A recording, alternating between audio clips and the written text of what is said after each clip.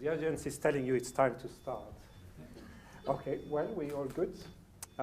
We'd like to welcome you all to the Mathematical Institute. My name is Alain Gorielli, and I'm in charge of the public lecture and external relations for the Institute. Before we start, I would like to thank everybody involved in the organization for this lecture. In particular, let me thank the head of the department, Professor Martin Brightson, who's with us today, and Darren Lombard and the events team for the outstanding work. In a minute, I will let Roger do a proper introduction of tonight's speaker. And you know that it's a special event when there is a string of people introducing each other. So this is one example. But you know also that tonight is indeed a very, very special event. Tonight is the inaugural Roger Penrose lecture given by Professor Stephen Hawking. So for the last few years, we've been thinking of a way to celebrate the work and many contributions of Roger Penrose in mathematics, physics, and the arts. But Roger has also made extraordinary contribution to popular science, and I think there is no better way to acknowledge his work than having a series of public lectures related to his incredibly wide interest. So we expect to have many such lectures, and I'm very grateful for Roger and family to make this possible. Of course, the first question we had was, who should give the inaugural lecture? And the answer was obvious. Let's invite Stephen Hawking and make this the biggest event in the history of the Mathematical Institute. So I hope I'm not going to disappoint you. The connection between Roger and Stephen Hawking is well known and already the stuff of movies. Last week, you might have read that the University of Cambridge released the 1966 thesis of Stephen Hawking, and there was such an overwhelming demand that it crashed the site. Obviously something that would not happen here, I would say. So, but I have to confess that I may have contributed to this problem, and I tried to download the thesis. Eventually, I obtained a digital copy, and I'm in the process of digesting it. But something is clear as you go through it. It clearly appears that there is a special connection between Roger and Stephen already at that time. Many papers of Roger are cited, and he even used the Newman-Penrose formulas throughout his one of the chapters. But I'm going to stop here because I think tonight you want to hear the rest of the story from Roger himself and from Stephen. So please help me welcome Roger Penrose to the podium.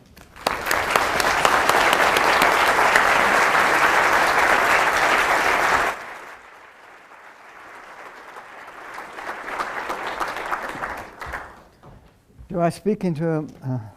Just speak. Okay, I'll just speak. Well, it's a tremendous honor, and first of all, to have this lecture series, which was not my idea, I may say, but I'm very appreciative of it.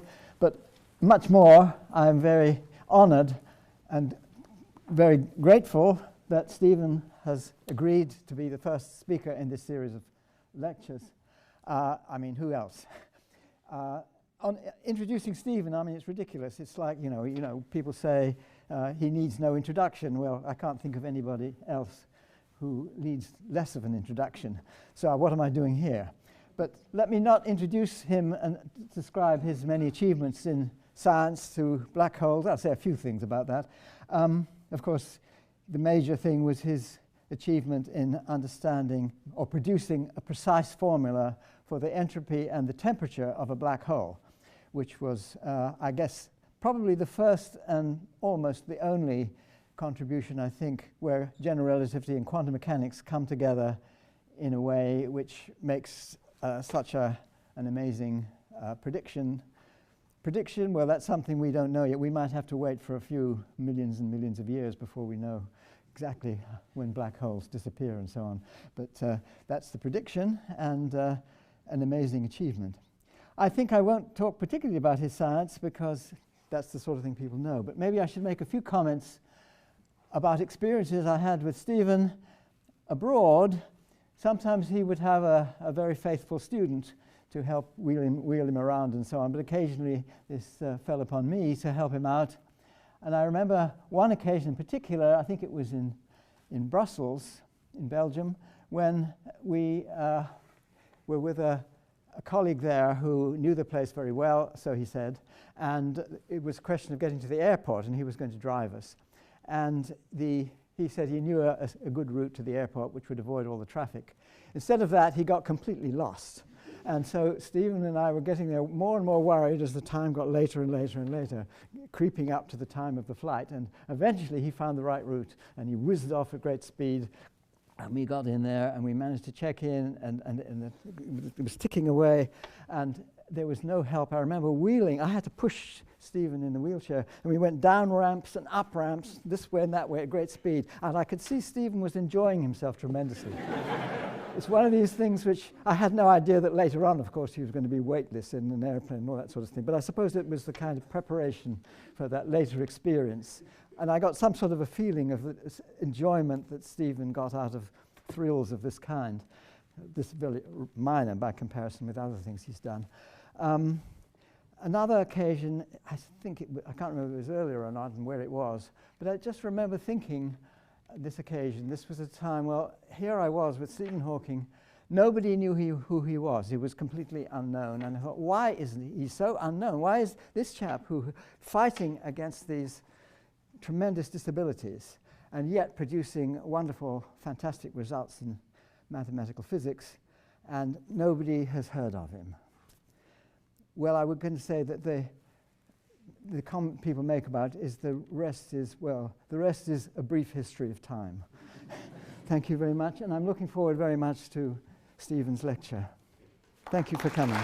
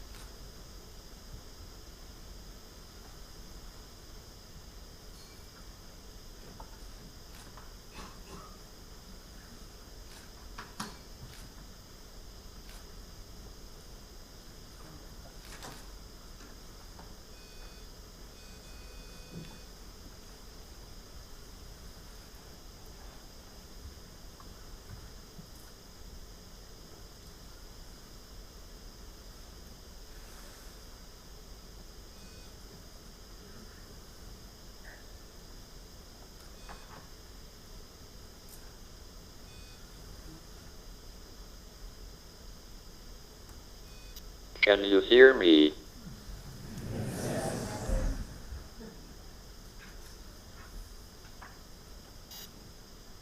I am pleased to be here at Oxford today to give the inaugural Roger Penrose Lecture in honor of my long-time friend and colleague.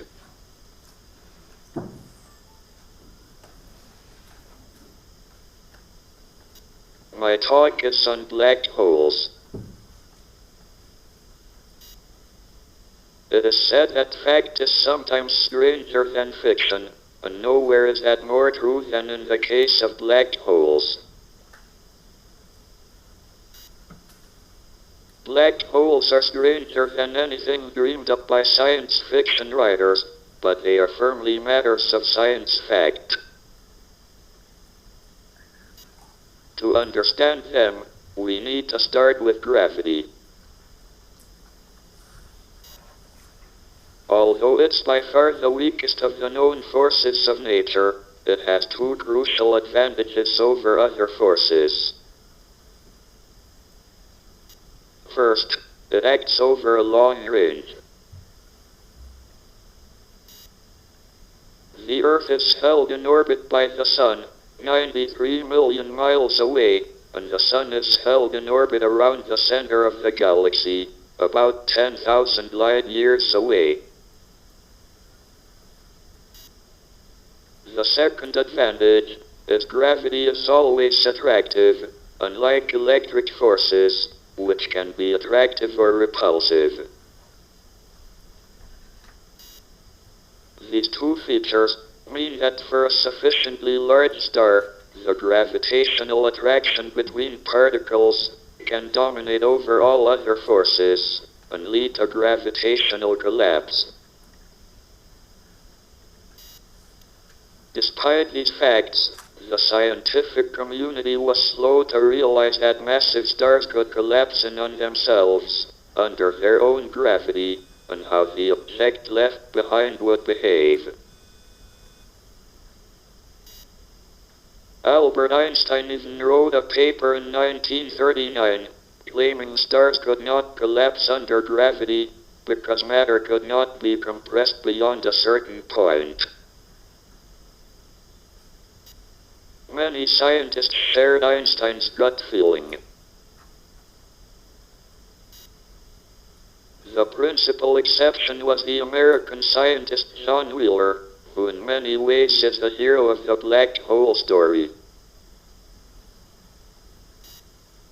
In his work in the 1950s and 60s, he emphasized that many stars would eventually collapse, and the problems that posed for theoretical physics. He also foresaw many of the properties of the objects which collapsed stars become, that is, black holes.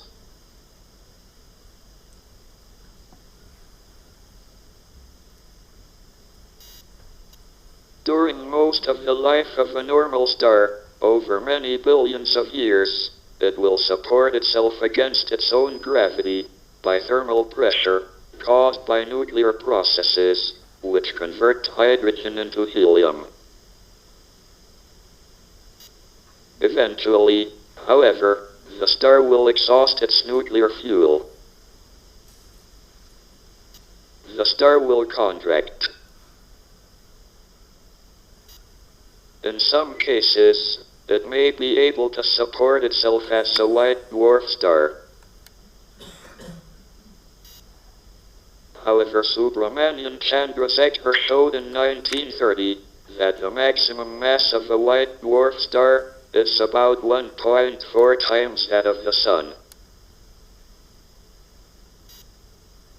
A similar maximum mass was calculated by Soviet physicist Lev Landau for a star made entirely of neutrons.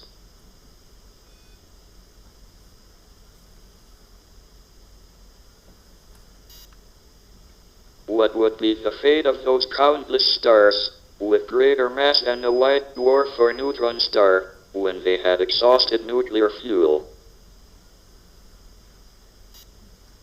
The problem was investigated by Robert Oppenheimer, of later atom bomb fame. In a couple of papers in 1939, with George Volkoff and Hartland Snyder, he showed that such a star could not be supported by pressure, and that if one neglected pressure, a uniform spherically systematic symmetric star would contract to a single point of infinite density. Such a point is called a singularity. All our theories of space are formulated on the assumption that space-time is smooth and nearly flat, so they break down at the singularity, where the curvature of space-time is infinite. In fact, it marks the end of time itself. That is what Einstein found so objectionable.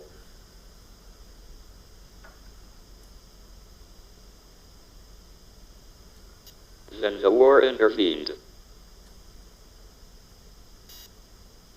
Most scientists, including Robert Oppenheimer, switched their attention to nuclear physics, and the issue of gravitational collapse was largely forgotten.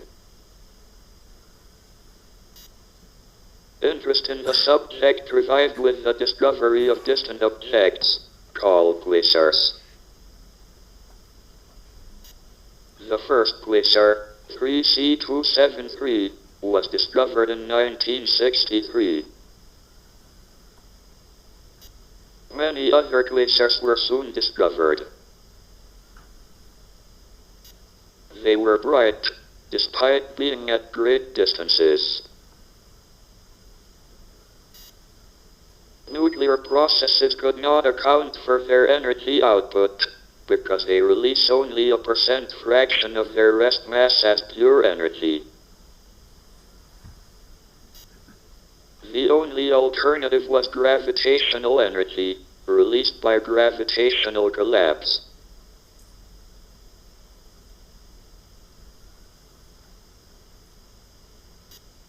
Gravitational collapses of stars were rediscovered. It was clear that a uniform spherical star would contract to a point of infinite density, a singularity. But what would happen if the star isn't uniform and spherical? Could this cause different parts of the star to miss each other and avoid a singularity? In a remarkable paper in 1965, Roger Penrose showed there would still be a singularity, using only the fact that gravity is attractive. Penrose gave a seminar in King's College, London, in January 1965. I wasn't at the seminar, but I heard about it from Brandon Carter, with whom I shared an office in the then New Dam premises in Silver Street.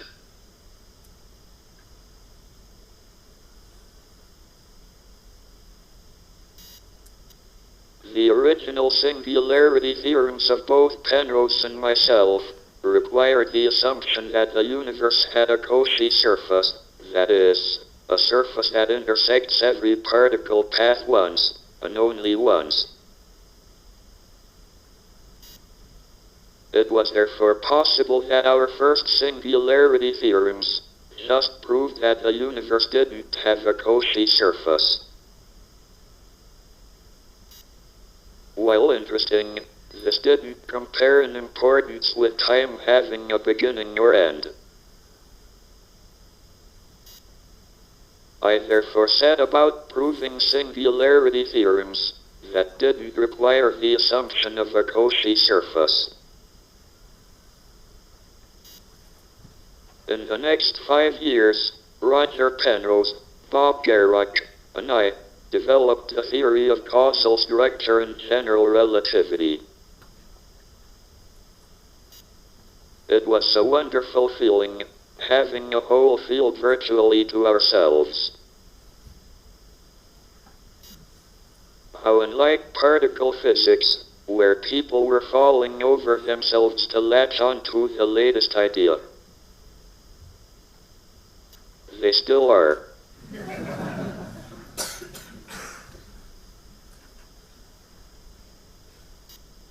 The Einstein equations can't be defined at a singularity. This means at this point of infinite density, one can't predict the future.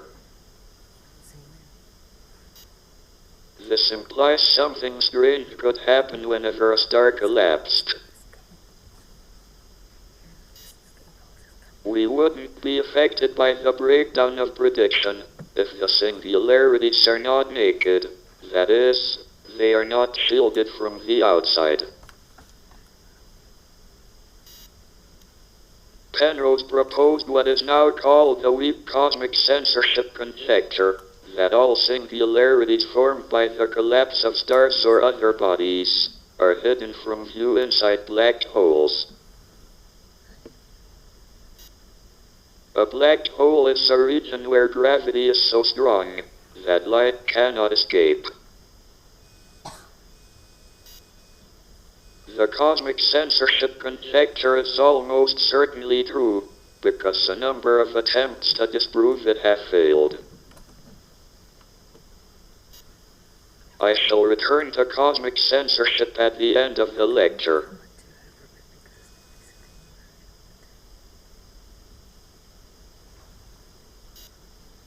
When John Wheeler introduced the term black hole in 1967, it replaced the earlier name, frozen star. Wheeler's coinage emphasized that the remnants of collapsed stars are of interest in their own right, independently of how they were formed. The new name caught on quickly. It suggested something dark and mysterious, but the French, being French, saw a more risky meaning. For years, they resisted the name, True Noir, claiming it was obscene. But that was a bit like trying to stand against The Weeknd, another Frankly. In the end, they had to give in. Who can resist a name that is such a winner?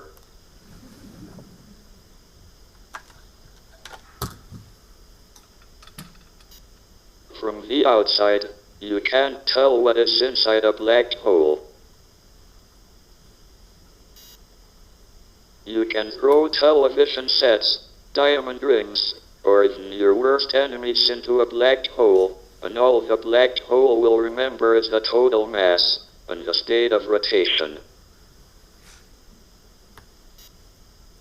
John Wheeler is known for expressing this principle as, a black hole has no hair. To the French, this just confirmed their suspicions.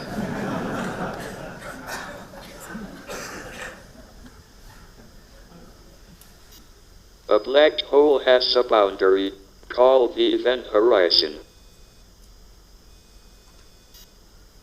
It is where gravity is just strong enough to grab light back and prevent it escaping. Because nothing can travel faster than light, everything else will get dragged back also. Falling through the event horizon is a bit like going over Niagara Falls in a canoe. If you are above the falls, you can get away if you paddle fast enough, but once you are over the edge, you are lost. There's no way back. As you get near the falls, the current gets faster. This means it pulls harder on the front of the canoe than the back. There's a danger that the canoe will be pulled apart. It is the same with black holes. If you fall towards a black hole feet first, gravity will pull harder on your feet and your head, because they are near the black hole.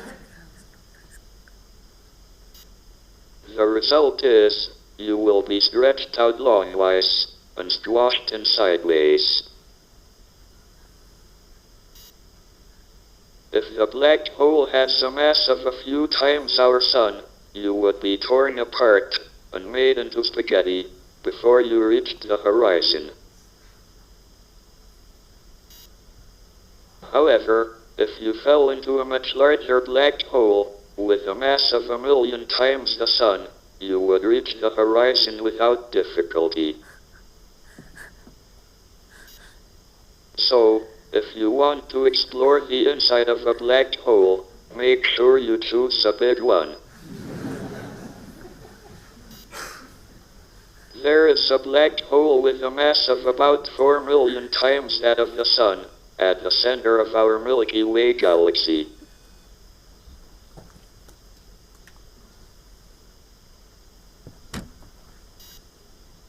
Although you wouldn't notice anything particular as you fell into a black hole, someone watching you from a distance would never see you cross the event horizon. Instead, you would appear to slow down and hover just outside. Your image would get dimmer and dimmer, and redder, until you were effectively lost from sight.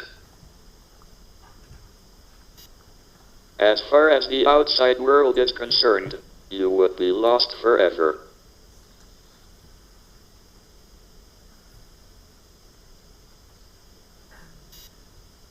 I had a eureka moment shortly after the birth of my daughter, Lucy, while getting into bed, which my disability makes a slow process.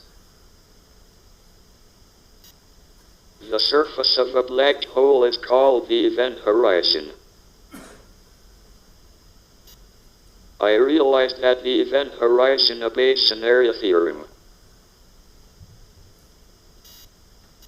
If general relativity is correct, and the energy of matter is positive, then the area of the event horizon has the property that it always increases when additional matter or radiation falls into the black hole.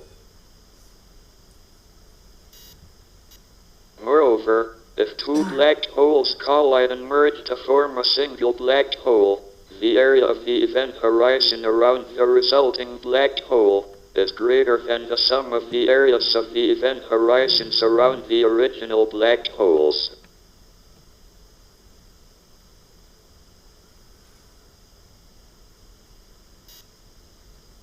The area theorem and no-hair theorem can be tested experimentally by the LIGO Gravitational Wave Observatory. On the 14th of September, 2015, in event GW150914, LIGO, for the first time, detected gravitational waves from the collision and merger of a black hole binary. Since then, LIGO has reported more detections of black hole mergers and most recently, a neutron-star merger.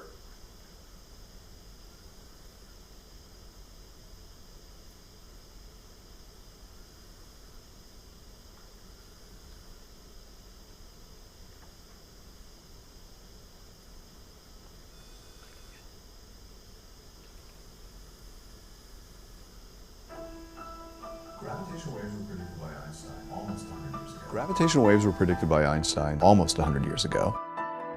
Well, a gravitational wave is a ripple in the fabric of space and time. It's produced somewhere in the distant universe and travels across the universe. When any massive object moves, it's changing the nature of space-time. That's what Einstein told us. So you have a motion that stretches space in one direction and compresses space in the other direction. Nobody really believed at the time of the prediction that you could ever detect them because the size of the effect is so small.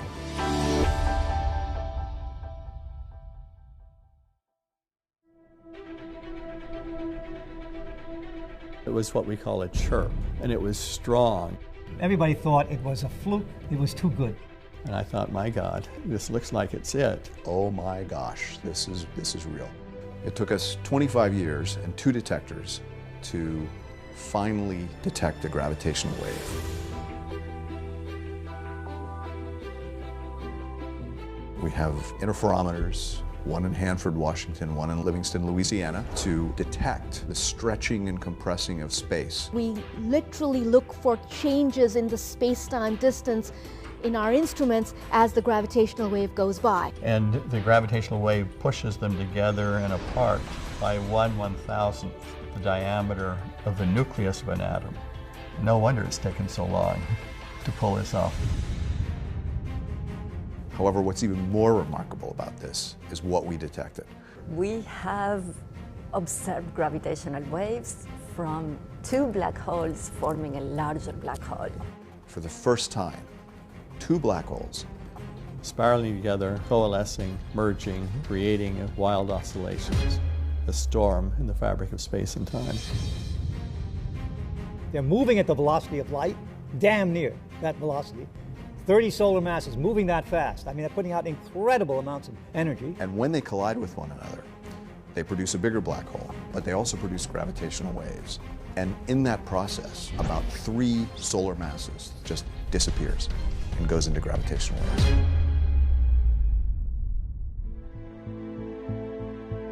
Oh, it's going to be amazing. We have always said that this is going to be a field called gravitational wave astronomy. Gravitational waves carry information that you can't get from any other way.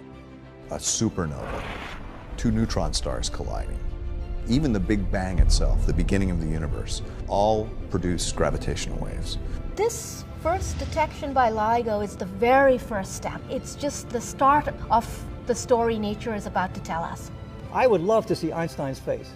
I mean, he would have been as dumbfounded as we are, because it's a wonderful proof that all of this incredible stuff, the strong field gravity, is in his equations. Just imagine that.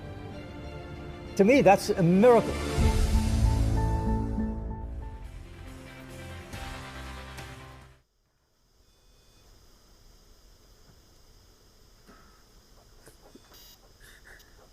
From the gravitational waves emitted as the final black hole settles down to equilibrium, it should be possible to test whether this black hole is described by the Kerr solution, as predicted by the no-hair theorem.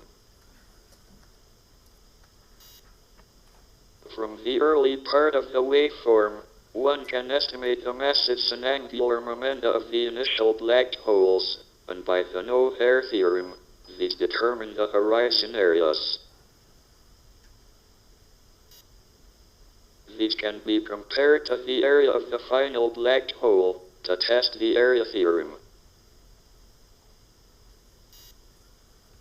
The data is not yet good enough to do this, but in the near future, it should be possible to test the area and no-hair theorems using gravitational wave observations.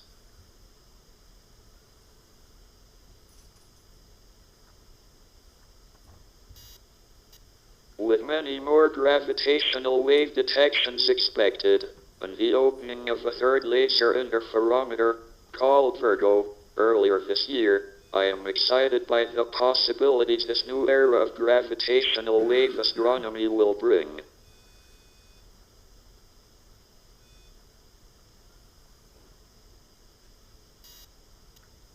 These properties suggest that there is a resemblance between the area of the event horizon of a black hole and conventional Newtonian physics, specifically the concept of entropy in thermodynamics. Entropy can be regarded as a measure of the disorder of a system, or equivalently, as a lack of knowledge of its precise state. The famous second law of thermodynamics says that entropy always increases with time. This discovery was the first hint of this crucial connection.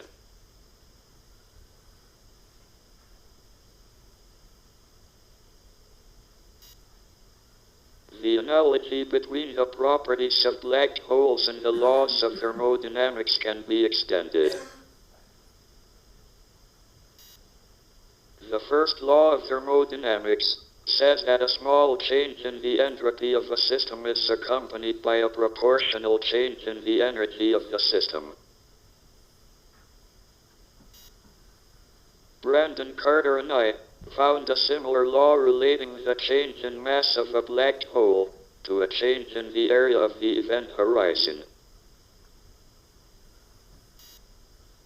Here the factor of proportionality involves a quantity called the surface gravity, which is a measure of the strength of the gravitational field at the event horizon.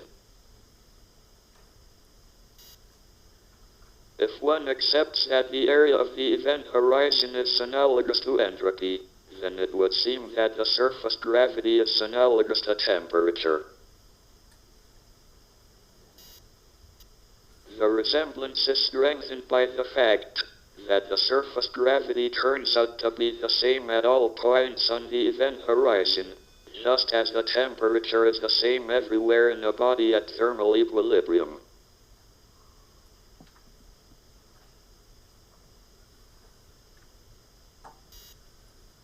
Although there is clearly a similarity, between entropy and the area of the event horizon, it was not obvious to us how the area could be identified as the entropy of a black hole itself. What would be meant by the entropy of a black hole? The crucial suggestion was made in 1972 by Jacob Bekenstein, who was a graduate student at Princeton University and then at the Hebrew University of Jerusalem. It goes like this.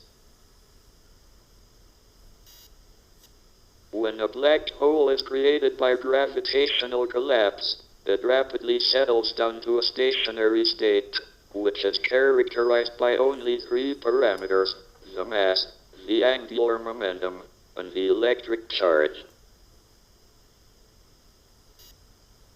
Apart from these three properties, the black hole preserves no other details of the object that collapsed.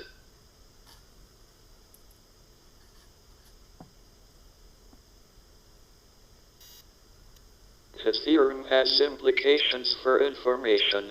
In the cosmologist's sense of information, the idea that every particle and every force in the universe has an implicit answer to a yes-no question. The theorem implies that a large amount of information is lost in a gravitational collapse. For example, the final black hole state is independent of whether the body that collapsed was composed of matter or antimatter, or whether it was spherical or highly irregular in shape. In other words, a black hole of a given mass, angular momentum, and electric charge could have been formed by the collapse of any one of a large number of different configurations of matter. So what appears to be the same black hole could be formed by the collapse of a large number of different types of star. Indeed, if quantum effects are neglected, the number of configurations would be infinite, since the black hole could have been formed by the collapse of a cloud of an indefinitely large number of particles of indefinitely low mass. But could the number of configurations really be infinite?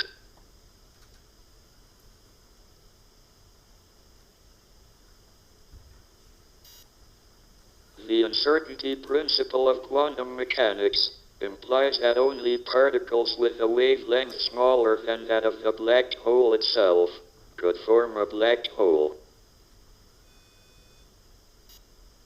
That means the wavelength would be limited. It could not be infinite. It therefore appears that the number of configurations that could form a black hole of a given mass, angular momentum, and electric charge, although very large, may also be finite. Jacob Bekenstein suggested that from this finite number, one could interpret the entropy of a black hole. This would be a measure of the amount of information that was irretrievably lost during the collapse when a black hole was created.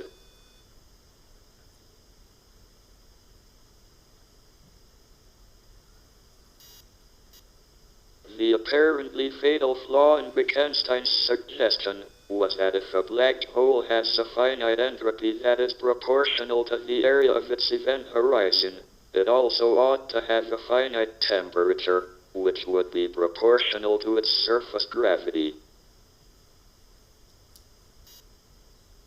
This would imply that a black hole could be in equilibrium with thermal radiation at some temperature other than zero. Yet according to classical concepts, no such equilibrium is possible, since a black hole would absorb any thermal radiation that fell on it, but by definition would not be able to emit anything in return.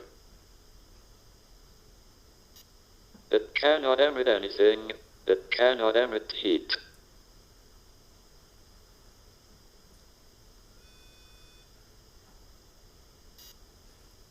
This created a paradox about the nature of black holes, the incredibly dense objects created by the collapse of stars.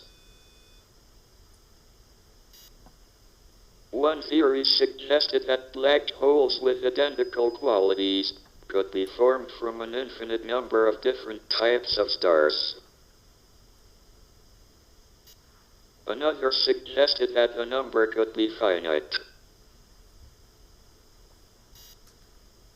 This is a problem of information, that is the idea that every particle and every force in the universe contains information, an implicit answer to a yes-no question.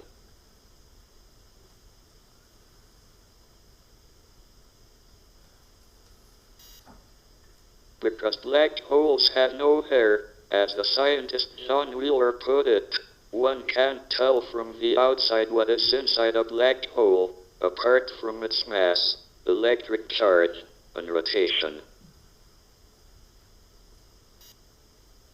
This means that a black hole contains a lot of information that is hidden from the outside world. But there's a limit to the amount of information one can pack into a region of space. Information requires energy, and energy has mass, by Einstein's famous equation, E equals mc squared. So if there's too much information in a region of space, it will collapse into a black hole, and the size of the black hole will reflect the amount of information. It is like piling more and more books into a library. Eventually, the shelves will give way, and the library will collapse into a black hole.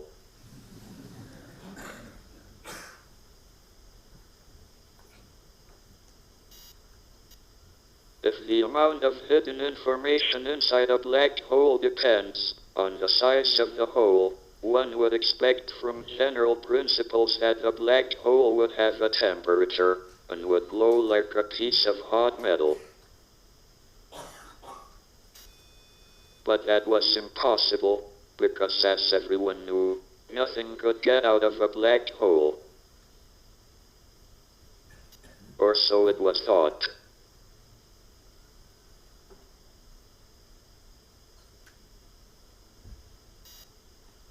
This problem remained until early in 1974, when I was investigating what the behavior of matter in the vicinity of a black hole would be, according to quantum mechanics.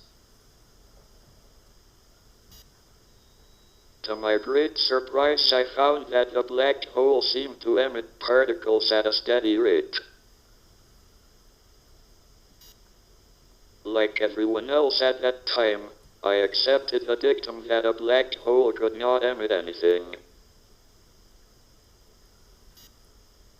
I therefore put quite a lot of effort into trying to get rid of this embarrassing effect. But the more I thought about it, the more it refused to go away, so that in the end I had to accept it. What finally convinced me it was a real physical process was that the outgoing particles have a spectrum that is precisely thermal. My calculations predicted that a black hole creates and emits particles and radiation, just as if it were an ordinary hot body, with a temperature that is proportional to the surface gravity, and inversely proportional to the mass. This made the problematic suggestion of Jacob Bekenstein, that a black hole had a finite entropy, fully consistent, since it implied that a black hole could be in thermal equilibrium at some finite temperature other than zero.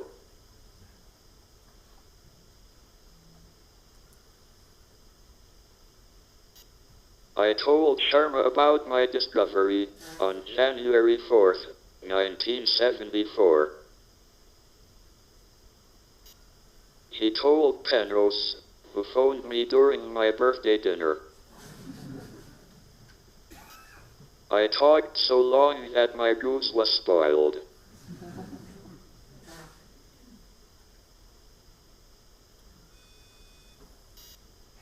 Since that time, the mathematical evidence that black holes emit thermal radiation has been confirmed by a number of other people with various different approaches.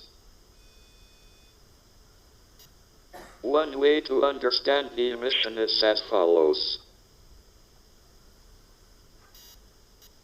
Quantum mechanics implies that the whole of space is filled with pairs of virtual particles and antiparticles that are constantly materializing in pairs, separating, and then coming together again, and annihilating each other. These particles are called virtual because, unlike real particles, they cannot be observed directly with a particle detector. Their indirect effects can nonetheless be measured, and their existence has been confirmed by a small shift, called the Lamb shift, which they produce in the spectrum energy of light from excited hydrogen atoms. Now, in the presence of a black hole, one member of a pair of virtual particles may fall into the hole, leaving the other member without a partner with which to annihilate. The forsaken particle or antiparticle may fall into the black hole after its partner, but it may also escape to infinity, where it appears to be radiation emitted by the black hole.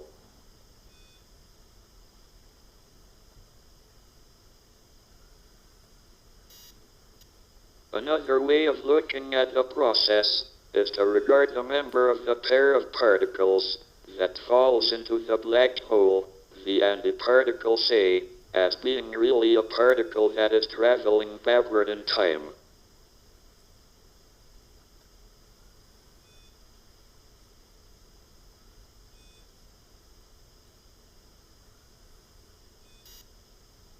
Thus, the antiparticle falling into the black hole can be regarded as a particle coming out of the black hole, but traveling backward in time. When the particle reaches the point at which the particle-antiparticle pair originally materialized, it is scattered by the gravitational field, so that it travels forward in time.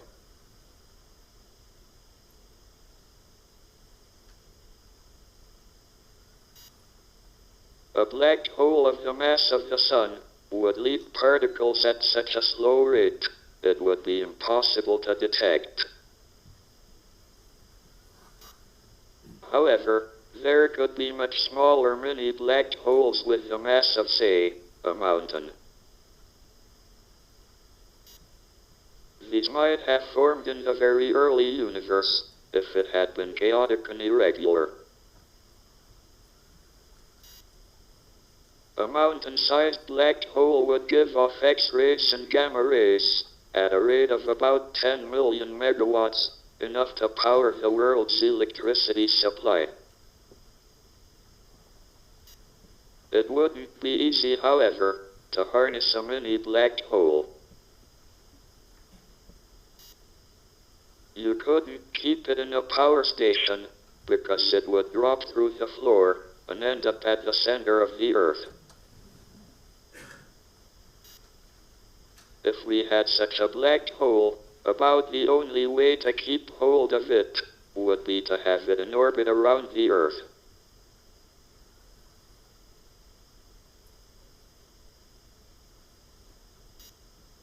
People have searched for many black holes of this mass, but have so far not found any.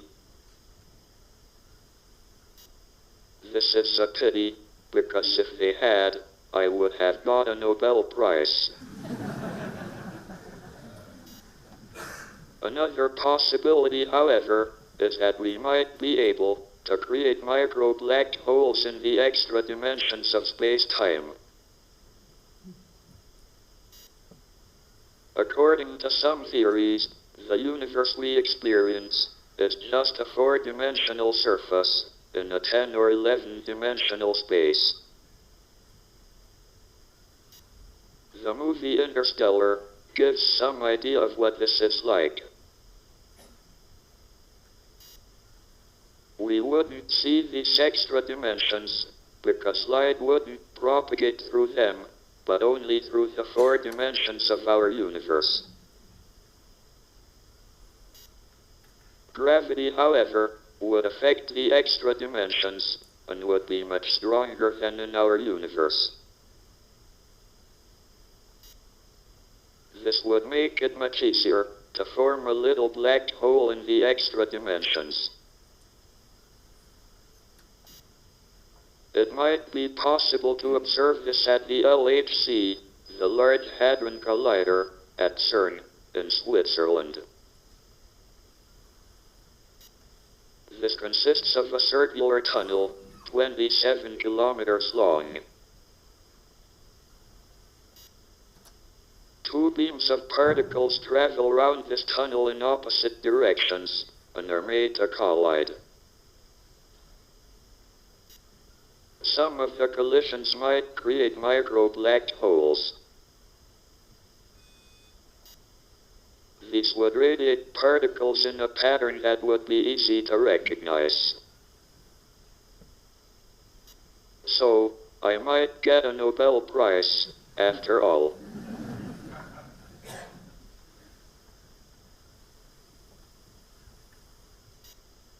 As particles escape from a black hole, the hole will lose mass and shrink. This will increase the rate of emission of particles. Eventually, the black hole will lose all its mass and disappear. What then happens to all the particles and unlucky astronauts that fell into the black hole? They can't just re-emerge when the black hole disappears. The particles that come out of a black hole seem to be completely random and to bear no relation to what fell in. It appears that the information about what fell in is lost, apart from the total amount of mass and the amount of rotation. But if information is lost, this raises a serious problem that strikes at the heart of our understanding of science. For more than 200 years, we have believed in scientific determinism, that is, that the laws of science determine the evolution of the universe. This was formulated by Pierre-Simon Laplace, who said that if we know the state of the universe at one time, the laws of science will determine it at all future and past times. Napoleon is said to have asked Laplace how God fitted into this picture. Laplace replied, "Sire, I have not needed that hypothesis." I don't think that Laplace was claiming that God didn't exist. It is just that he doesn't intervene to break the laws of science. That must be the position of every scientist. A scientific law is not a scientific law if it only holds when some supernatural being decides to let things run and not intervene.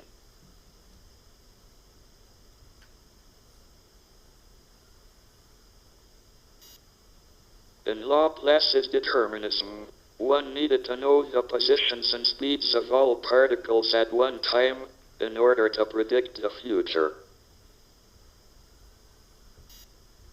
But there's the uncertainty relationship, discovered by Walter Heisenberg in 1923, which lies at the heart of quantum mechanics.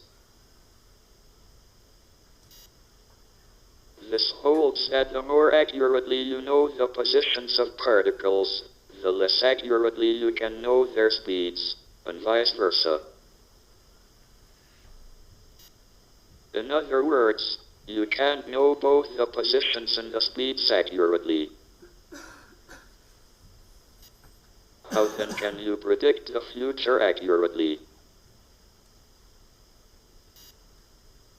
The answer is that although one can't predict the positions and speeds separately, one can predict what is called the quantum state. This is something from which both positions and speeds can be calculated, to a certain degree of accuracy. We would still expect the universe to be deterministic, in the sense that if we knew the quantum state of the universe at one time, the laws of science should enable us to predict it at any other time.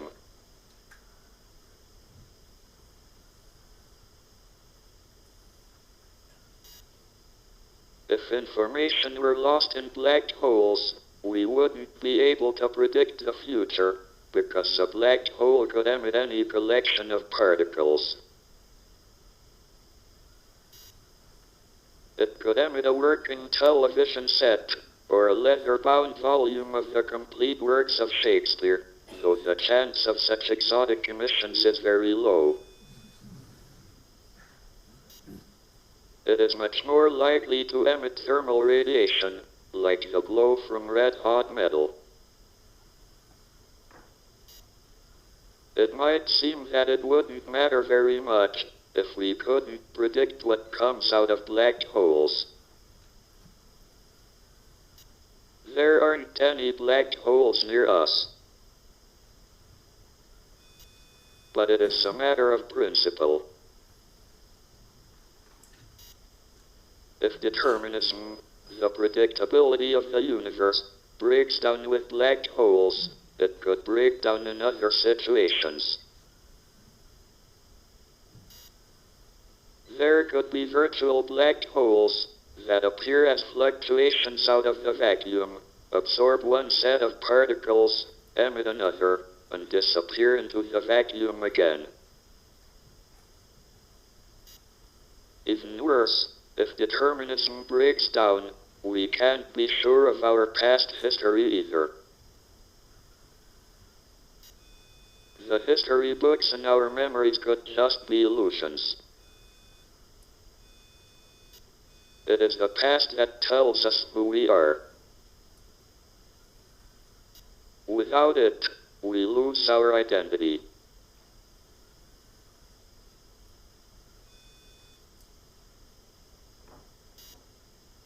It was therefore very important to determine whether information really was lost in black holes, or whether in principle it could be recovered. Many scientists felt that information should not be lost, but no one could suggest a mechanism by which it could be preserved. The arguments have gone on for years. Finally, I found what I think is the answer. I am working with my Cambridge colleague Malcolm Perry and Andy Strominger from Harvard on a new theory based on superrotation charges to explain the mechanism by which information is returned out of the black hole. The problem is that the quantum state of the negative energy particle falling into the black hole was assumed to be impossible to know. But unless the quantum state of the ingoing particle is known, the full quantum state cannot be determined, and the outgoing radiation is a mixed quantum state, rather than a pure state. However, it now appears that information, is encoded on the horizon of the black hole as an infinite head of supertranslation and superrotation software.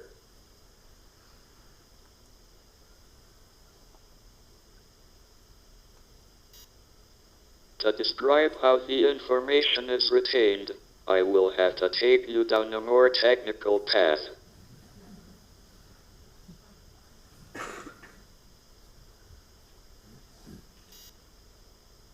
Supertranslations act on the generators of the horizon by a finite shift of each point on the generator by an amount which varies from generator to generator. Superrotations interchange the generators in a manner which varies across the horizon. Together, these symmetries may determine the quantum state of the outgoing radiation in terms of the ingoing flow of matter and linearized gravitational radiation across the horizon. It is not necessary to analyze the effect they have on the outgoing radiation. This shows there will be no loss of information. The quantum states of the outgoing radiation will be determined by the supertranslations and superrotations of the horizon, which are in turn determined by the quantum state of the ingoing matter.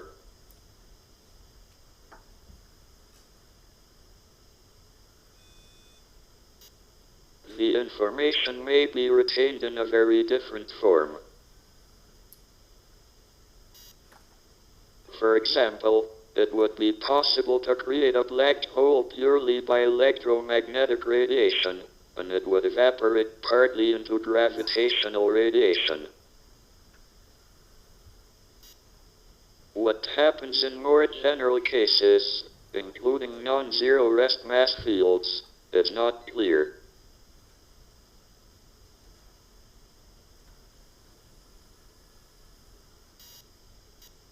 There will necessarily be a naked singularity when the black hole disappears, but by then it will have radiated away all its mass, so one might expect that there would be some smooth resolution of the singularity in the semi-classical approximation. With that proviso, it would be reasonable to make Penrose's strong cosmic censorship conjecture that space-time is causally convex.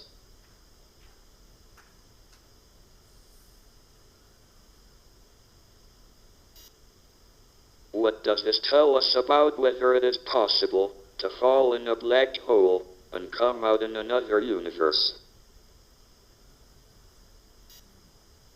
The existence of alternative histories with black holes suggests this might be possible.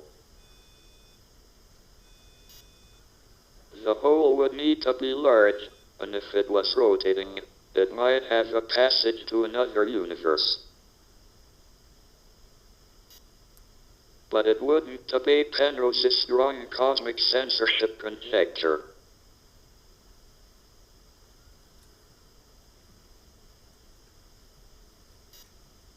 The message of this lecture is that black holes ain't as black as they are painted.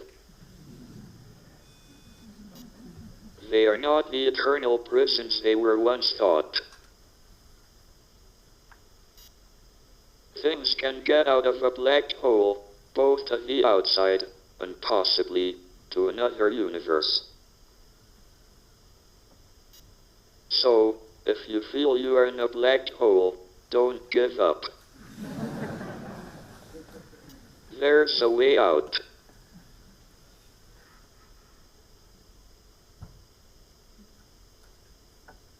Thank you very much.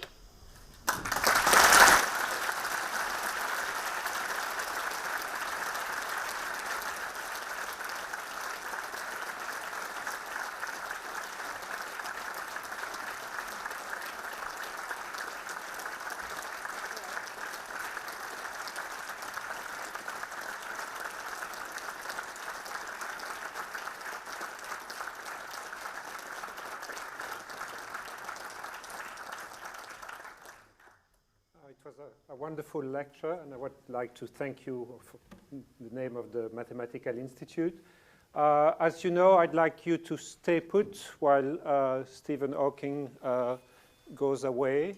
Just so give us a few minutes. I'll give you the clear as soon as we can. So thank you again for coming and for this wonderful lecture.